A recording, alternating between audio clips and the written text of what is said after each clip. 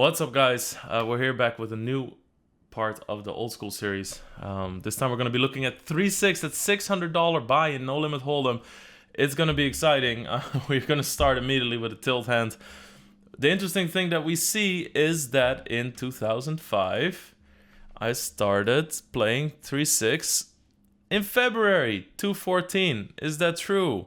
Wrong. The next hand is 7 months later or 6 months later. So this hand is definitely a tilt hand that I played one buy-in of. We saw some of the tilt hands in the tilt video last time. I would really highly suggest that you guys check these videos out in order because yeah, it's really good to see the whole story. Also, what we're gonna have, I'm gonna split up between heads up and the other stuff because there was still a lot of full ring, as you could see in this aces hand. There was still a lot of full ring back in the day, but the heads-up hands will be much more interesting to look at separately. So I'll go over those because they are much more marginal. They're more battling, all that stuff.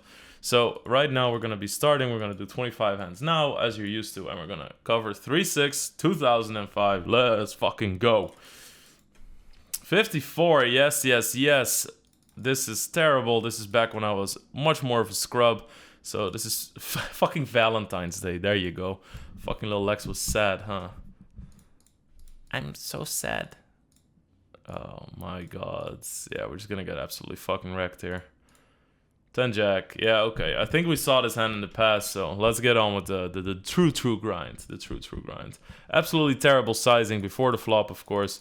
You're really not gonna get any hands out with this pathetic raise.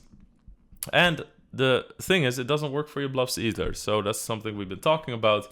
You want to protect your bluffing hands as well as maximize value. So bigger 3-bet sizes are going to be better. And then I really think that if the hearts get there, on the turn you could still put like an aggressive player.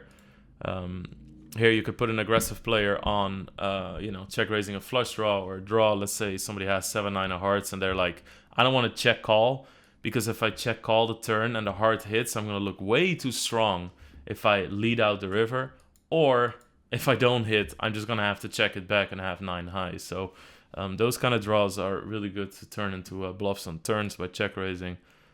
And that is all pretty like the current meta that we're talking about.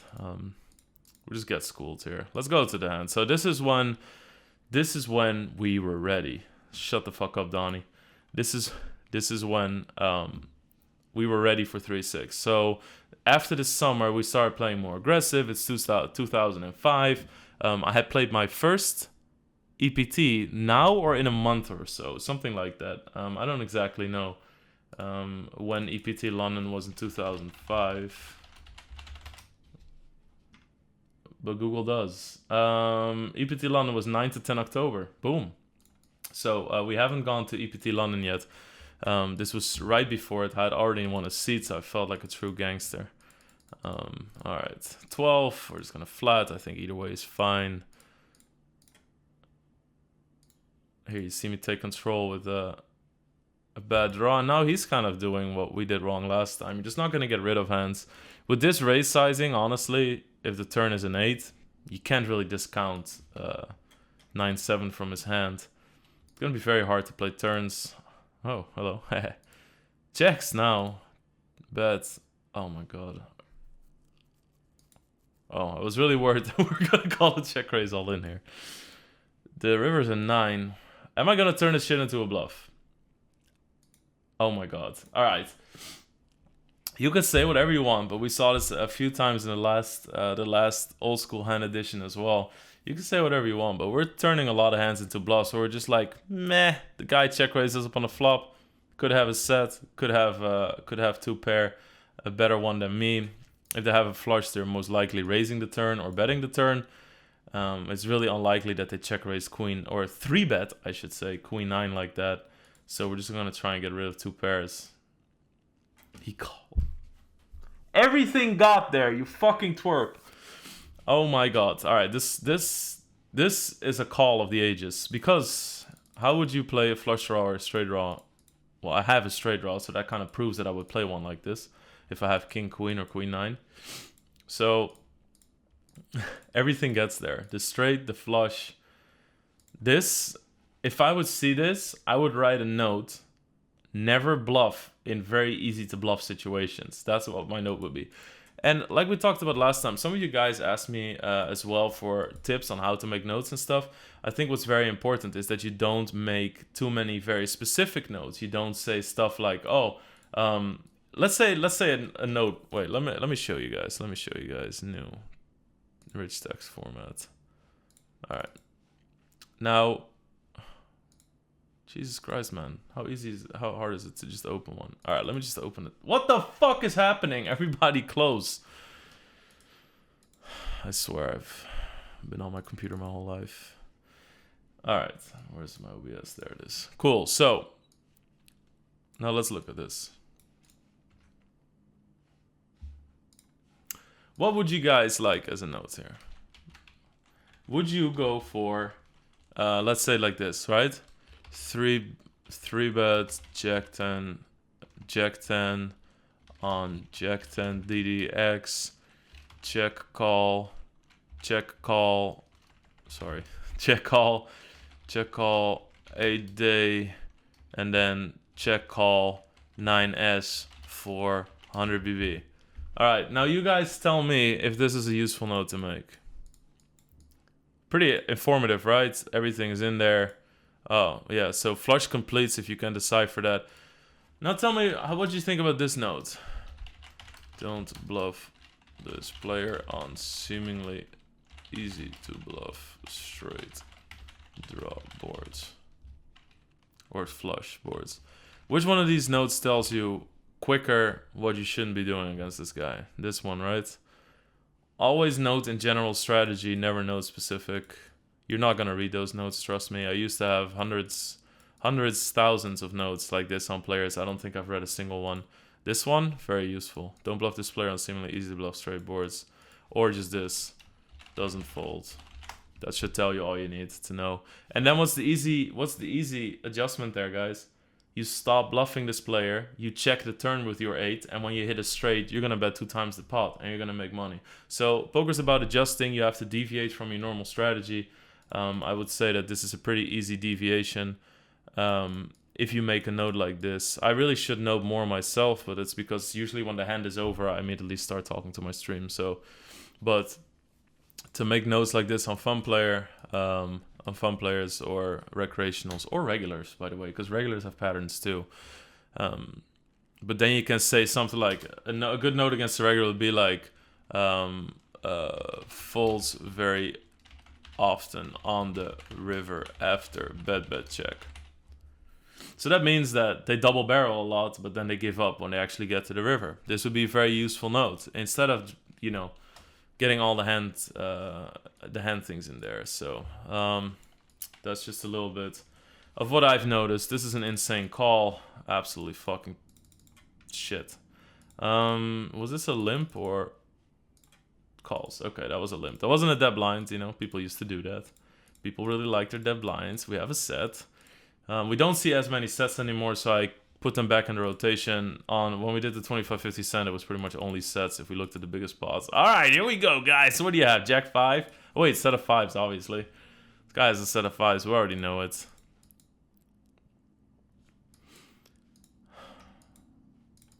Can I just play a little violin for myself here? Also, like, this is fine with me. Like, I'm absolutely fine. It's much better when you don't block top pair to do this, right? Like, because a lot of the things that are going to pay you off needs to be jacks, which is why this is absolutely fucking ludicrous. This guy is pretty much saying, I really hope you have a limp pair of queens or a set of 8s or 5s, and that's it. What if I have a hand like Jack 10 here, and I was like, I'm gonna see if it's good. And then I see that it's not good. Alright, it's classic. Oh my god, how you like me now, pulverized? Ironic name there, sir. Oh, I can't even imagine, man. Oh, it feels good. That makes me feel good about today. Off today for a day of scoop grinding. I've streamed 80 hours over the past week. Like I said, guys, really come check out the stream. But this is nice for me to do on an off day because I really like recording these series. This makes me happy. This makes me excited about tomorrow. We got him, boys. We got him with your fucking set of jacks. Alright, nice. That is hilarious. Just hits spike the straight one-outer. Let's revisit that for a second. There you go. Let's see. Let's known cards. Click, click. Oh, 96%. How's it feel? Oh, 98%. How's it feel? 0. That's the cruelty of poker, guys. 30. 36. We're learning. Nice. Let me see. Always check the names because that's a real cool nostalgia trip for me. You see, now, if you make it 24, call. Call.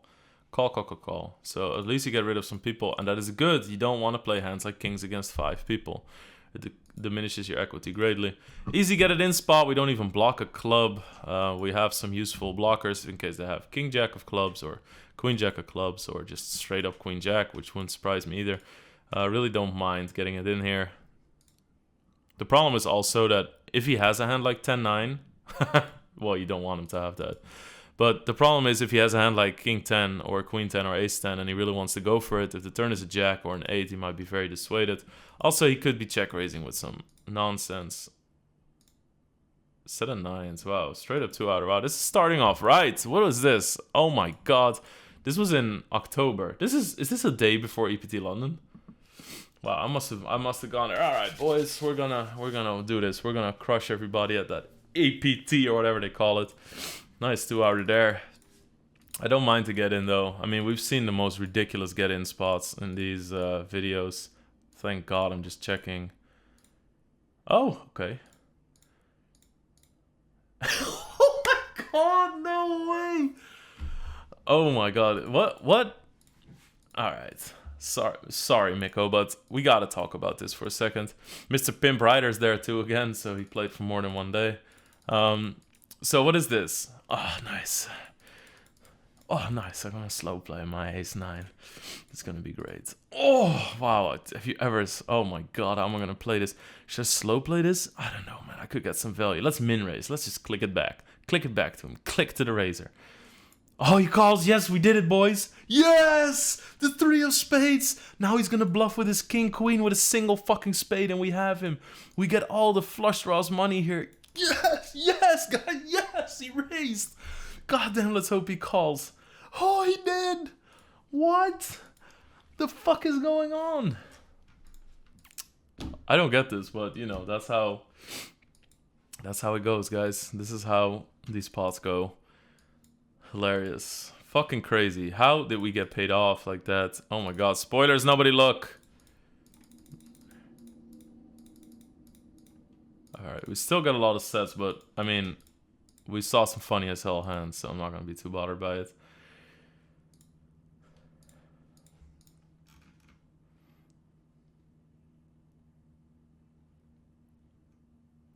Yeah, I'm just checking. Alright, okay, yeah, not too many sets. Sorry, I've had a cold. Bet. The 3 really doesn't, the deuce really doesn't matter. I mean, the only thing that you have to think about is that people will be able to call you less often. I really like what I start... Oh, I was still limping pairs here, okay. I really like to start seeing me to raise them. Because with pairs, I mean, if you don't hit a set, there's going to be overcards usually, right? How do you represent overcards? Raising pre-flop. 66, we check raise. We pretty much have nothing to fear here. I honestly would have liked myself to just see it put in here. Because we still represent a lot of draws. We could have a hand like 6-7, 5-7, you know, that sort of stuff. You know, 10-9 of spades. And we're just going to shove. No problem against the aces. Good to see that I still go for value. Pretty light call, but then again, you know, all the spades miss. Honestly though, if I were him, I would probably, if I know I'm gonna call the river, I'd probably just put it on the turn. Maybe. It really depends if I ever bluff a hand like 10-9 offsuit. Because at this point, he can raise me for 240 more. So at this point, am I really going to be throwing away a spade draw for 240 more? In 180, 244, so for like 1,000. Yeah, no, I get 4-1 on a flush draw. I pretty much have an automatic call button. I do take it down against aces. Well played. Well played. King Jack offsuit. Wow, look at us being loosey-goosey here. Preposterous again. Time for pizza. Ugh, he had that it avatar. God, I hate clowns. These are some big regulars though. Preposterous, very aggro back in the day. One of the first real lag opponents that I've played against. And I think, yeah, wow. That's just gonna be a chop then? No. Wow, that's an adventurous bluff. Alright, so what's the biggest problem with this bluff, guys? The biggest problem with this bluff is that you're not in a position where you could even represent a 4. This really is like, oh, fuck. About the worst card you can have. Because now I don't have to be afraid of king, queen, ace, king. Am I really going to put somebody on aces when the pot's already $300? No. So we're not going to be thinking too much there. Overall, it's usually not a great idea to call for a chop. But that's if the board runs out as a chop. So if it's like straight 8 through queen, and somebody goes all in for 1/2 time spot, calling there is usually a pretty bad idea. You're going to make a lot of money when you do have a king or ace king, so calling is a pretty bad idea there usually. This is... okay, so also on top of that, we raise from the first position. The earlier you raise, the less high cards you have in the hands range that you play, right? Like how often do you see yourself open 5-4 suited from under the gun or 6-4 suited? And if you do, don't. God damn it. So, if you can't really represent the quads either, it really becomes the easiest call ever for a king. To just give me a hand like queens, jacks, tens is way too... yeah, I don't know. That's a little bit optimistic. I would seriously make a case, if you do want to bet, just make it 200. What's the difference? I'm not folding a king and you still look super strong against... You can't rep a 4. I will still call anyway if I have something with a king in it. And you still look very strong against jacks, tens. Obviously not 9s because you lose to 9s. Because 9s has 3 9s and 2 4s and you only have 3 4s and 2 kings. Alright, so Preposterous going off the deep end there. Still limping these. 12, raise 48, it's nice. Who's this? House of Power. God damn, it's a strong name. Oof. Yeah, no, that's fine. This guy's short too. So you're kind of attacking this guy because he let out on the flop, right? So he leads out and he has a short stack. So you kind of want to bet against him and draw him in. And then because he only has a short stack, he's going to get sucked in anyway. If this guy is jack 9 and I bet the turn here and he shoves, you bet your ass that he's going to come along for the ride. Oh, there we go. God damn, this guy's a fucking straight, doesn't he? God, they always have it. God damn it. They actually don't. I'm actually surprised this time. Pair the shit out of this board. Alright, so we lost that one. Not too interesting. Let's move. God damn spoilers, man. 30. Here you see the problem with 30. It's easy to call. There's so much dead money in the pot. Look at that shit. 10. 30. Call. I like that. I'm really happy to see that they don't raise. Guys, please do not raise here when you have a pair of 10s. People will say, I just wanted to know where I was at. That is 1995, all right? We don't do that shit anymore. We don't info raise because people are good at giving you the wrong information. It's fucking poker. If you raise it here to 85 and somebody thinks, well, fuck it, I have ace king and I have a single club in my hand, let's run it because I don't believe you have it. And then he goes all in and you fold and you're like, oh no, he has me beat now. You're just saying it to stay out of a tough situation or to comfort yourself, but really, you're just giving your opponents a chance to induce huge mistakes from you. So do not fucking info raise. If you raise, do it for a reason, not to see what kind of information you get from your opponent, because the information doesn't have to be what it seems like. Oh, he goes all in, he must be strong. What the fuck is this? You know, this is fucking poker. People bluff. So do not info raise with weakish kind of hands. Either you do something that triggers a spaz from an opponent, because in these days, it's really... in these days, you'll see a lot of really good regulars, for instance, and this is less deep than this is. Please know the parameters. And it is a tournament. But even in cash games, you'll see people check raise this pretty big, and then this guy will think, yeah, what the fuck are you check raising here? Like, it's very hard to have a set. You didn't raise pre-flop, so you don't have a set of 10s. You don't have 10-5, 5-3, and 10-3. So what the fuck are you check raising with? And then they'll just put you all in because they think that you might be getting, quirky with ace 4, ace deuce. And then the the purpose of your raise is making somebody spaz all in with ace highs. But the purpose of the raise is never to fold, never to see what information comes out of it. Very important. I can't drive that home enough. So do not info raise. Oh, hello. So you see, like, I kind of like that, because even though we hit some strong hands, we still get to really useful betting pattern stuff. So I think that the more and more this is gonna go towards like laughs, crazy hands, like kind of like a nostalgia trip. But I honestly think that this is gonna turn into like the biggest free poker course there fucking is, to be honest. So I mean, it's not like I have all the answers, but I do have 14 years of experience as a poker professional. So let's fucking go. 192, honestly, just shove. You're not even getting rid of 7, 8 of clubs or something with this sizing, because you're giving somebody 4.5 to 1. He only needs 18% to call. If he has a hand like 9 deuce of clubs, he has the exact odds. On top of that, he will win your whole stack if he hits. So definitely just shove here. It also allows you to do some cool shit, right, with 4-6 offsuit or 4-6 of spades or something. If you check raise all in there, at least you have a lot of full equity. He flats, the river's a king, we go all in. I'm happy that I'm not dissuaded, and as we saw earlier, he has aces. Definitely check raise the turn though. Let's say the river's a 9 of clubs, now what? If I shove, he folds, right? Or he crushes me. I give king queen odds as well. So I want to be careful with that, so just check raise the money all in there. We don't have this shit on right now, okay, because this cards are down. All right, King Ru, 42. Oh my days. Somebody's starting to use real 3-bet sizes. Woo, yeah. Yeah, go 200. How about 6, 480? How about 7, 20, 85? No, I flatted. All right, nice. All right, nice. So you see here, you get a peek into the 4-bet sizings, that the 4-bet sizing of old. People didn't really use to 4-bet much, and I said in the last video too, they would do it way too big, 100 big blinds sometimes. Apparently this also sometimes happens. I really wonder if I'm trapping here or if I'm afraid of aces. But I mean, I'm not folding on this flop ever anyway. And he calls, and he has motherfucker. Oh my god, spade reward, were you? Quite some chop outs here, actually. Look at it, 28%. 28%. Of course, the chop outs will be counted as well, so 6% of that, huh? You remember, guys, right? How to calculate the pot outs for something? A non-spade 5, there's 3 of those left. So non-spade 5, there's 3 of those left. So you do ×2 on the turn plus 1%. So there's 7% chop in here. But that leaves us with 21% wins. Any king, any spade. Pretty crazy.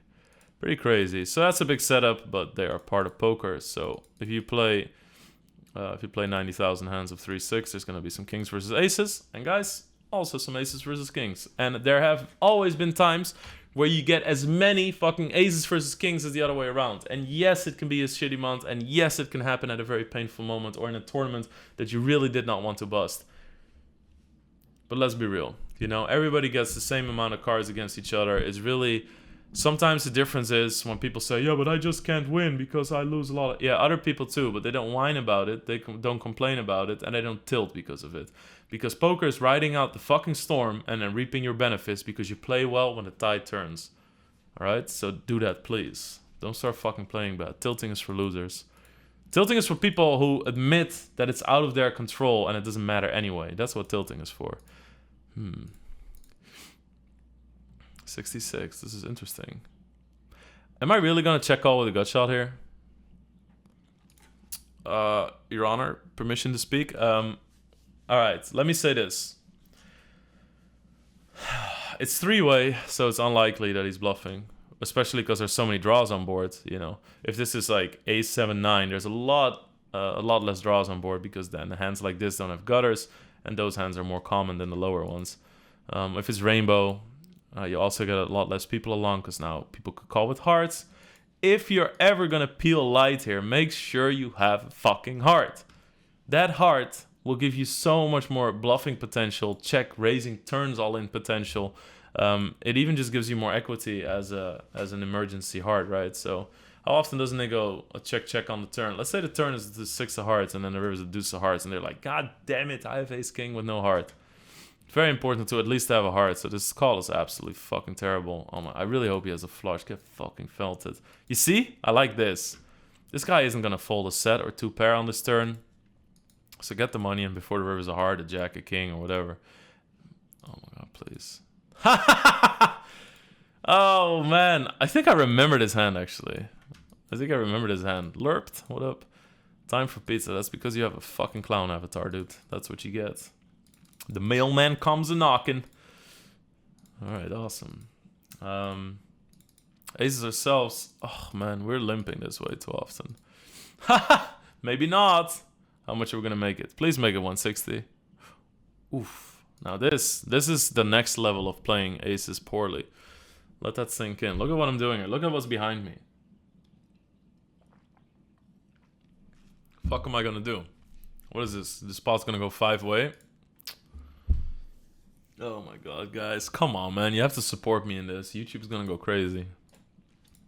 Alright, so if you slow play aces and it comes a non-straighted, non-flushed board or whatever, you're never folding. Because you're representing weakness. People are gonna use that weakness. They are gonna be very ecstatic if they have king-jack here or something.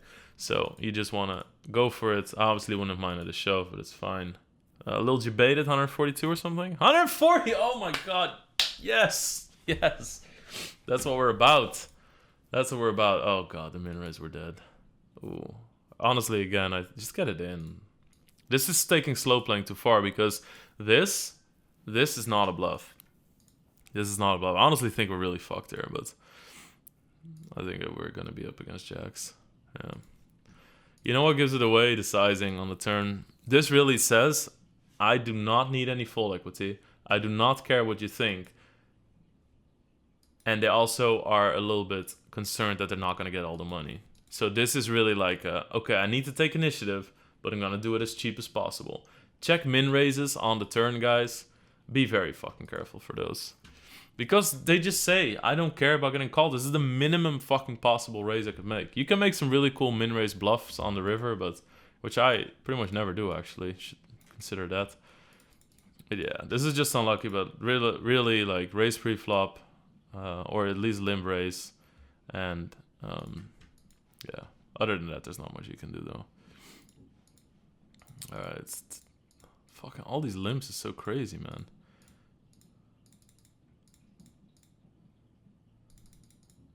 Okay, everybody's getting along here. Great. Alright, oh no. Queen Jack? Are you serious right now? Alright, 48 calls. 150. 250. Oh, well, wait. How many outs do I have? Well, I'll figure it out on the turn. Alright. 279 all in, so obviously gonna call the 27 more. And then this. Boom. He gets 4.35 to 1. He needs 20% to call. Let's see the outs. He has the ace and the 9. So that's 8 outs times 2 plus 1. That's 17. 17%. I'm sorry, buddy. Not quite there. Also, he could be in a lot of fucking shit against a hand like ace-jack of hearts. God damn it. That's a brutal hand. Holy shit. It's kind of funny that all these hands are full ring. Or a lot of them are. Something to remember for next time. I'll see. Maybe I'll make a top 25 of full ring hands and top 25 of the other hands too, so they're not too nutted. Alright, it seems easy. It's just a very standard spot. Set of 4s. Good job. Next hand, you fucker. Suka bliet.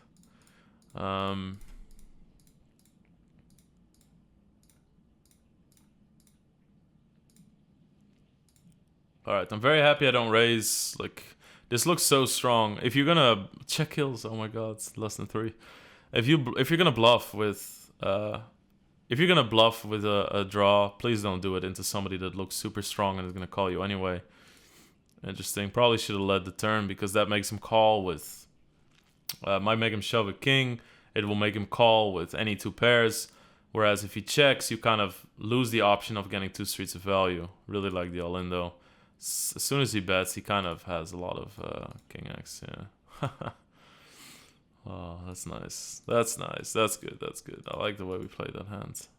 It makes me a lot more happy. Queen deuce, huh? 42. God damn it. Yes. There we have Wreckful again. Okay. Oh my god, no. So Wreckful. Wreckful. Hi, Byron. Wreckful is isolating us here. I really don't agree with the sizing again, like what we talked about earlier. Look at what he's giving me. He's giving me 2.8 to 1. Obviously I can't call with Queen Deuce, but I really fucking hope that my average hand is going to be a little bit stronger than Queen Deuce. I really went crazy for people with dead blinds in the middle and people who would limp. That started becoming like my thing. Oh my god, look at this. I like this. I really like this. I honestly think that Queen Deuce might not be the ideal hand to play here. Because if you raise Queen Deuce here, you're going to have 100% raising range when this happens. And then people can just start shoving against you with whatever they play. Because they're going to be ahead, right?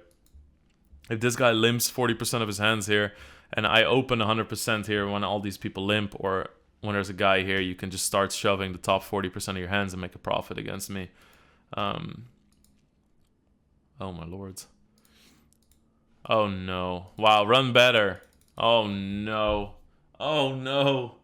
I like it though. What can I say? What can I say? If a good regular responds to something, if you're just attacking a bunch of people here, and a good regular picks up on that, you have to pull the trigger sometimes. Can you imagine here? Now, so okay, let's talk about this. Think about this, because it's not just about the hand that you play presently, right? It's about the hands that you're going to play in the future as well. It's very important because you kind of showcase a part of your strategy. Think about this next time. I'm serious. I raise here. Reckroll has, let's say, 6-8 of diamonds, and thinks I don't believe this raise.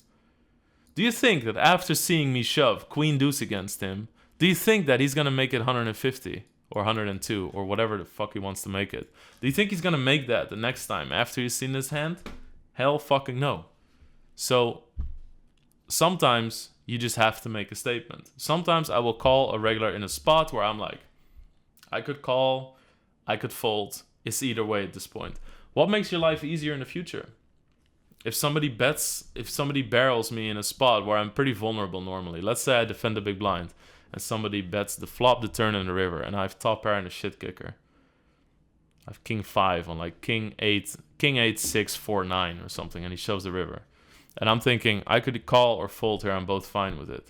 I'm calling, because I want that guy to see that I'm not gonna let him take it down that easily. I think the cool thing here, obviously this is a little bit more extreme, I completely get that, but it's also a good example of what could happen and what's smart and whatnot. So this does give me a lot of future potential to just keep abusing people to my right without him abusing me. But he had aces and I lost, so god. Queen 3, wow, we're doing better. Alright, queens, let's see, I'm just gonna go through these fast. Oh, am I gonna just... Wow, okay, bet sizing time. Man, if I bet big though, I have every boat in my range. Well, I bet pot. He min raises, we call. What? Alright, okay, so you might say, but what are you surprised about? He could have a flush. What did we talk about last few times? Is he gonna call you with a flush? He could have one, but is he gonna call you? Are you actually gonna get value from it? And that, I'm not so sure, guys. I'm not so sure. So, this is just a very typical, I feel like you're just punting here. Unbelievable. Unbelievable. I really think that there was just no way that somebody was going to fold an ace back in the day. This is against a big blind, guys. This is... I have every single combination of full houses in the range of hands. And I'm betting all the way. Here, 3 people, the flush gets there. Plow, boom, boom. Doesn't matter. Boom, the other flush gets there. Over bets the pot. I get min raised. Fuck it, I'm putting in 900 more. I mean, at this point, you really gotta wonder, like, how the fuck am I bluffing? Like, how is this ever a bluff? How is this ever a bluff? Same thing, right? The min raise. If you know that your opponent is not bluffing, it's usually not a good idea to start bluffing yourself. So this is like strong on strong on strong on strong. So there, you need to be able to find holes in stories if you ever want to. Who raises 20 at 3-6? What are you, psycho? Oh, Stop doing this with top set. My god. Yeah, good job. He has kings. Great. Good stuff, man. Oh, well, whatever. And we win it. Those hands make me mad. Limping 8s. This is also weak. This is Little La. Oh my god, he had a fucking baby picture. I like the lead. Oh my god, this is just... I also think that I was really like trying to play around with the way people would respond to these kind of lines. I mean, you just see me firing non-stop. It's also like really unlikely he doesn't have a hand when he does this. So in a lot of these situations, I feel like it's Redargo as well. Wow, big regular. In a lot of these situations, I feel like I'm kind of giving somebody a little piece, like here, a little prod, and then they do something that represents strength, and then boom, just whip down the axe, you know? And I think that's kind of what I do here too, so I'm not hating on that. God damn. Poor guy. So, like, this is definitely, you could rank it as a, oh, I got something, you got something. Oh, it's good to see 3-handed hand. I got something, you got something. I'm like, how the fuck does his hand start? Overbet. Raise. Shove. Raise. Jack. That's not a good card, mate. Shoving. Oh my god. Please be safe. Jack 10. Oh my god. We...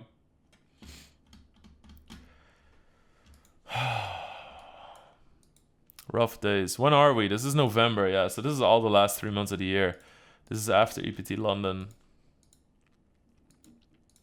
After EPT London. God damn it, man. Those are rough hands. Not really you can do anything about. I think I might, next time, let us know in the comments how you feel. I think I might get the hands from full ring. You also always see a lot of multi-way pots, but they do end up with stronger hands because there's so many more people, right? The biggest pots are going to be hands versus hands. So I think that I legitimately, I'm going to scout those hands or go through them faster. Just show them and go through them faster. But now they're still mixed with the 6-handed. Next time, next time we're going to talk about the last 25 pots of the year. It's 36, of course. There's going to be plenty of short-handed hands in there. The time after that, so in 2 weeks' time, I'm going to put out the one with just heads up. So I'm going to separate the heads up ones because they're going to be crazy, right? With crazy hands, crazy action. And they're going to be battles. So yeah, it's an easy call. We pretty much just never folding this. So what's the pre-flop action? Yeah, so if you 3-bet pre-flop and a board like this comes and you're not super deep, you're just never folding again. You're just never folding, guys. You're just torching money if you do. So let's see what we get it in against. We get it against queens. Nice La. People will start, you know, a lot of people will play pairs like kings, queen, or queens, jacks, tens and stuff to see if there's an ace or a king or a queen. And then they want to kind of secure their hand. They're going to start making mistakes often just to kind of protect what's in the middle. So definitely easy. Just want to drive home that you should not be folding. Jack 9 suited. Look at that. Gabby J. Yay. That's the guy from Super Punch-Out, right? All in. This guy used to be a good... PB Drunks. Oh my god. Holy shit, dude. Shout out to Josh. Josh Van Doen, ladies and gentlemen. Lurped. God, I hung out with these guys a lot. Gabby J is an annoying guy from Super Punch-Out on the Nintendo. Yay, yay. All-in's ex-StarCraft player. Liquid Frost. Very good player. Didn't really get along with him. I had some salty situations where I probably overreacted, so... Shout out to Frosty if you're listening, man. I miss you. Alright, so good hand to play multi-way. Flatting. Ooh. Now this, you see what I'm talking about? What I said earlier? This is such a good spot to just blast it all in. You can talk people into folds here. Maybe not in those times, but definitely these days. These days. Also because, like, what happens? Check call. Check call. River is the 6 of clubs. Diamonds. Yes, we don't have a flush. River's the 6 of diamonds. What do? We just check Jack 9. Are we going to lead at it? We just don't have any chances to win the hand. So I really love a big-ass fucking firestorm on the turn here. I really, really, really love what I'm doing here. I don't know if the sizing is right. I think you make it a little bit too easy. Also, this could look stronger if you check raise the turn, and then, you know, he calls, the pot will be 860, It fit 860. Why the fuck do I doubt myself, man? Come on, fuck you. Oh, he's so good. So the pot will be 860, and I'll have 700 left. Is he really gonna fold? If the river's a 7 of spades, is he really gonna fold ace or kings?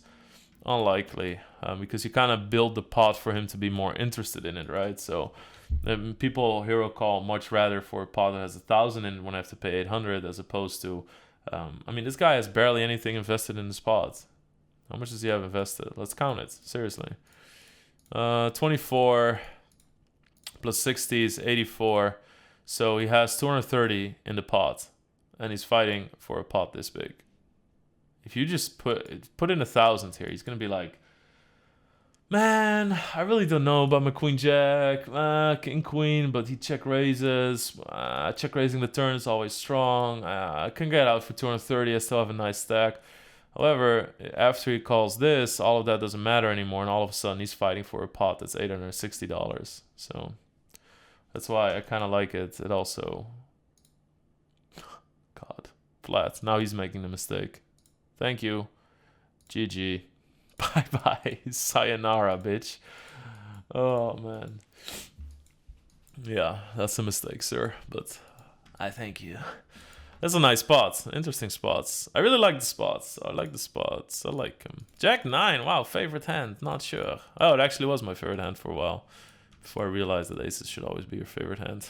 Kappa, Jack 9, what up? Raise. Oh my god, you guys!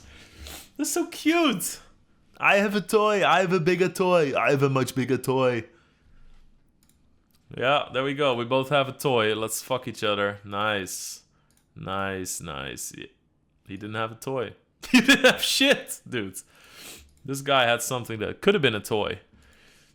Let's just for old time's sake, let's see what his percentage here is. 0. How the fuck is it 0? He could have hit running queens, no? How the fuck is this 0? Hold manager? This should not. I'm not making a mistake, right? No, that's no. Let the date be known. 22nd of November. Hey, that's actually when I fought Elke. Oh my god. Wow. Historical day. Flop the boat. When was this? 2005? 4 years later. Or 5? 5 years later? No, 2011. 2011. 6 years later. Alright. Alright, this is not correct. This is very interesting.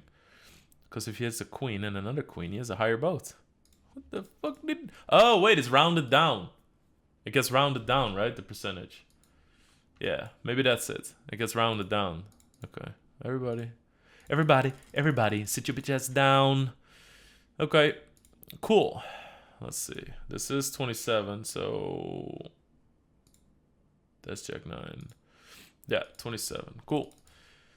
So 2 more hands. Nice. We're always keeping it at like 45 minutes-ish. I like that. I like that. It's good sizing. Of course, guys, check the fucking playlist if you want to see these. I really highly recommend that you start at the start of these. It's probably too late for me to talk about that now. Flatting here. Kind of nice. What if somebody ever, has Jack 10? You don't want to dissuade them. Mr. Dark Star must have read Game of Thrones, know what I mean? EpiPen was a pretty regular. We see Fumbo on like every fucking picture. Fumbo was a huge Supernova Elite regular too, right? Now get it in, please. Thank you very much. What is this? Is this a set of kings and never lucky? Nice. Nice. Don't mind this. I really like the raise and the flop. It's good, especially in those days. And now we're just like, all right, because people info raise. People do what we talked about earlier to not do when they have queen jack here. They'll raise and they're like, and then somebody goes all in and they're like, God damn it, my queen jack is no good. Completely not counting on the fact that people could be going all in with jack 10, that sort of thing. So, yeah. So we're flatting to kind of avoid pushing out those guys. This is such a bad bet as well. What if I have queen 10? It's just call. Getting fucking 4-1. Alright, but we do win it. Nice stuff, mate.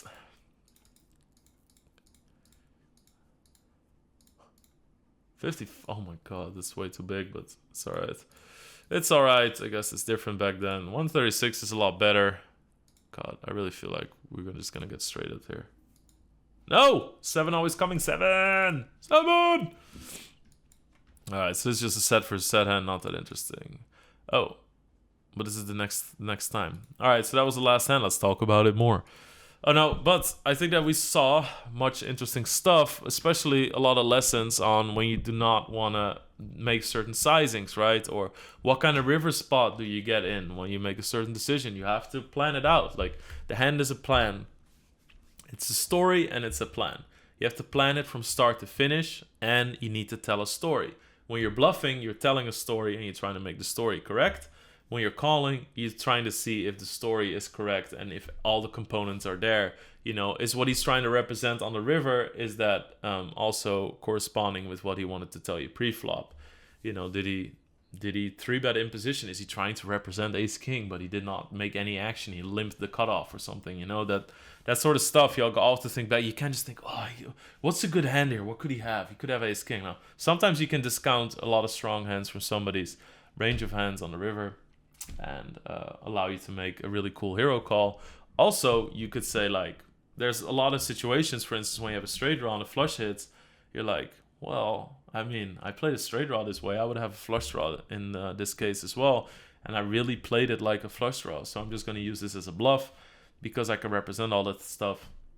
Next time, we will be having the top 25, or at least, yeah, so the top 25, the 25 last hands of the year to close the year out on 3-6. Really cool to see that we started playing 3-6 so late in the year. That means that we're on a really normal, natural trajectory, of course, apart from the first fucking hand.